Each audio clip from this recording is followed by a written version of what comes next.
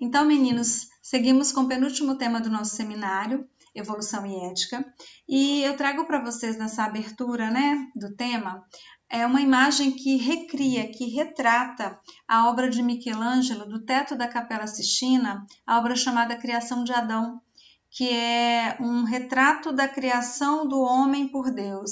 Então, quando Deus estende a mão e toca na sua obra, ele lhe dá a vida. Então, essa imagem da capa quer retratar isso, né? A criação do homem, né? O que o homem tem criado? O homem está dando vida ao inanimado. Então, é algo para a gente refletir a respeito.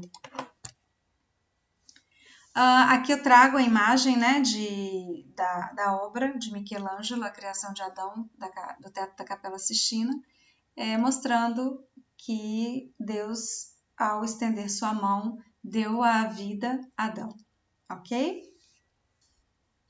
E aí, quando falamos de evolução e ética, a evolução a gente entende o processo de evolução. No caso aqui, né? A gente tem tratado até agora da evolução das espécies, evolução humana, evolução biológica.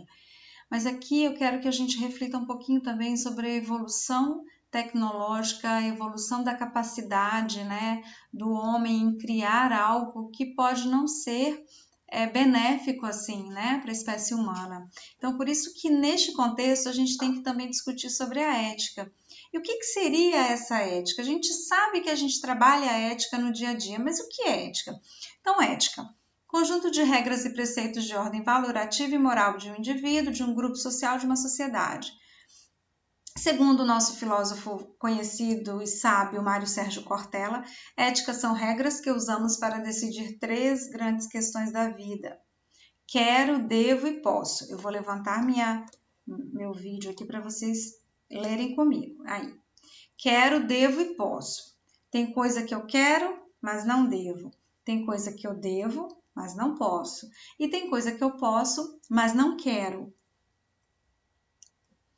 Então, a gente aprende desde pequeno, né, que a gente não pode roubar, que a gente não pode pegar o brinquedo do amigo, a gente não pode tomar o lanche dele, a gente não pode acusar as pessoas indevidamente, a gente não pode assediar, a gente não pode mentir.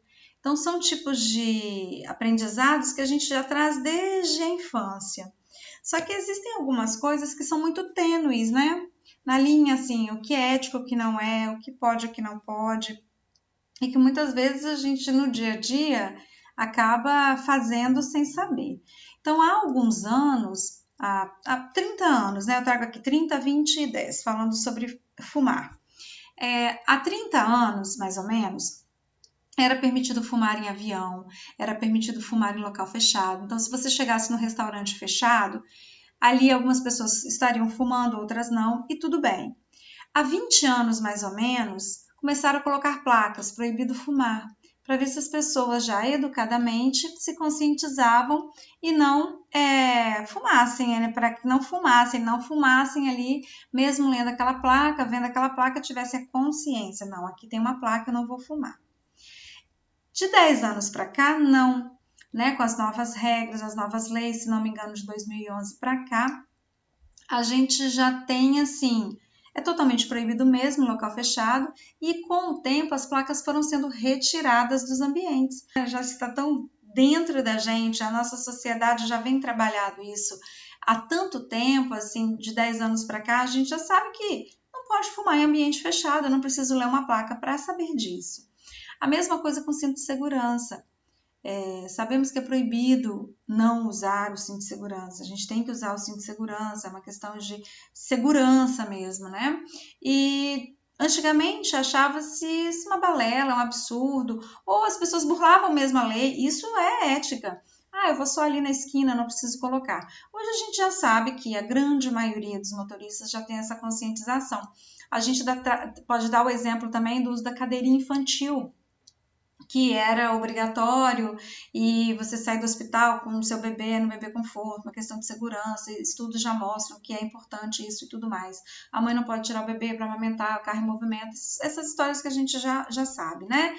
Hoje a gente sabe que a gente sai do hospital e tem que ter uma cadeirinha para o bebê, um bebê conforto, e a cadeirinha tem que ser adequada para cada idade. Então, isso também é ética. E no nosso dia a dia, a gente tem que tentar trabalhar isso da melhor forma possível, né? E às vezes é uma sutileza. E você se pega sendo antiético em muitos momentos.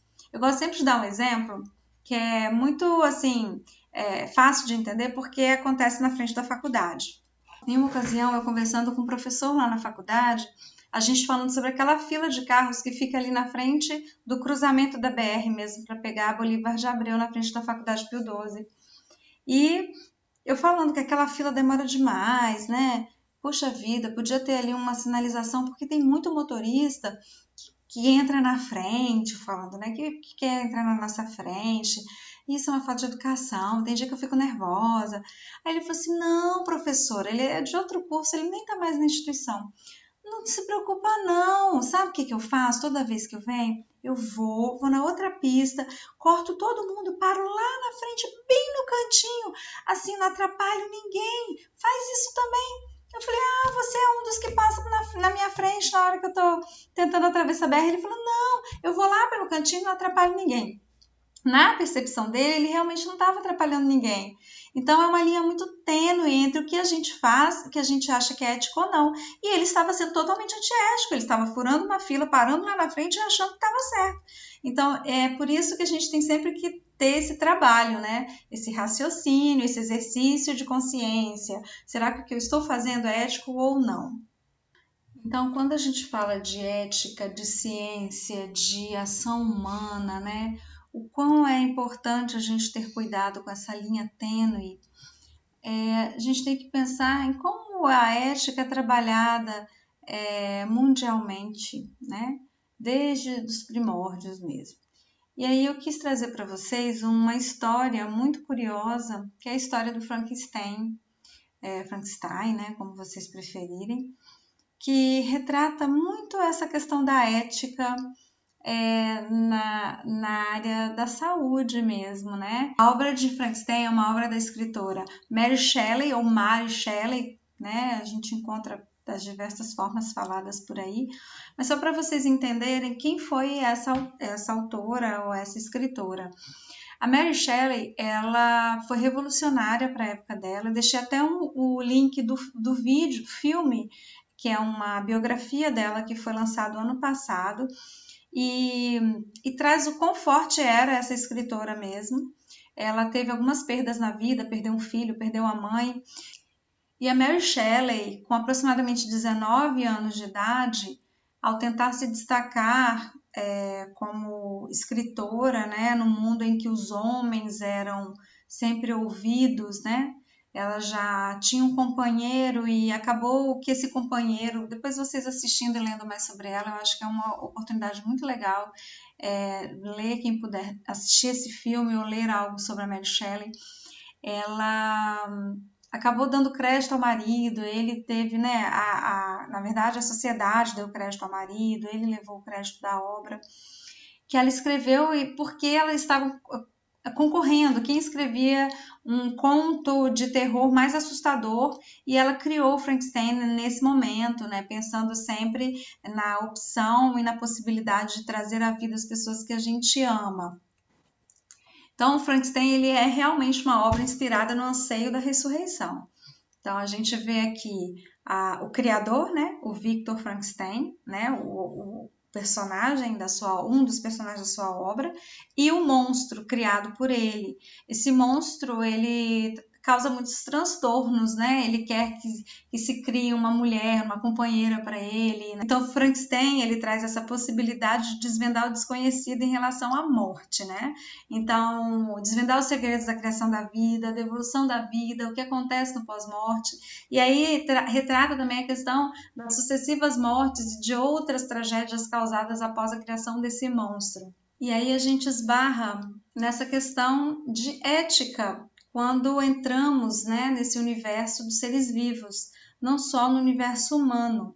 Então, a evolução natural e a evolução inventada, elas devem sempre caminhar de um jeito onde a ética comande, né, esse desvendar, essas descobertas, né? Então, a gente, enquanto capacidade cognitiva, inteligência para criação, a gente tem que ter um cuidado ao utilizarmos isso na criação de novas tecnologias, por exemplo. Então, a gente esbarra em algumas questões quando falamos de bioética, né? Então, existe uma diferença entre evolução com responsabilidade e evolução a qualquer custo. Então, essa reflexão deve ser considerada na abordagem de alguns temas, né? Como, por exemplo, eu listei alguns aqui. Transgênicos, células-tronco. Transgênico é uma coisa que já é muito mais antiga do que as células-tronco, mas que ainda assim é muito discutido, né? Por que os transgênicos? Para quê? É muito louvável, né, a possibilidade de você mexer geneticamente com alguns seres, mas ao mesmo tempo é muito perigoso por outras questões, né? As células-tronco também, até que ponto eu posso utilizar aquele embrião que já está inacessível, que seria descartado, né, para curar uma lesão em alguém que por um acaso teve uma lesão medular. São muitas questões envolvidas, uso de animais como cobaias para desenvolver algumas atividades, algumas pesquisas científicas, né, dentre outras questões. E aí a gente esbarra nessas imagens, como fertilização in vitro, a Sofia, que é aquele robô humanoide que já é capaz de responder algumas perguntas previamente articuladas, né? A ciência como um todo, as descobertas de vacinas, de medicamentos, tudo isso, né? Com uso ou não de cobaia. Então, segundo esse autor francês, a ética é a estética de dentro, né? É como você é por dentro, porque por fora você pode ser esteticamente muito bonito, né? Mas será que você seria suficientemente ético, né? Mais ou menos isso. Então é bom sempre a gente se perguntar o seguinte: o que eu estou fazendo daria orgulho aos meus pais, aos meus responsáveis, aos meus filhos, às pessoas próximas, né? Então é sempre importante a gente todo dia reforçar isso. Em pequenas atitudes, em furar uma fila, em não fazer um trabalho da faculdade, pedir para um amigo colocar o nome. São pequenas atitudes mesmo que a gente no dia a dia, se exercitando, a gente vai se livrando desses vícios mesmo, né?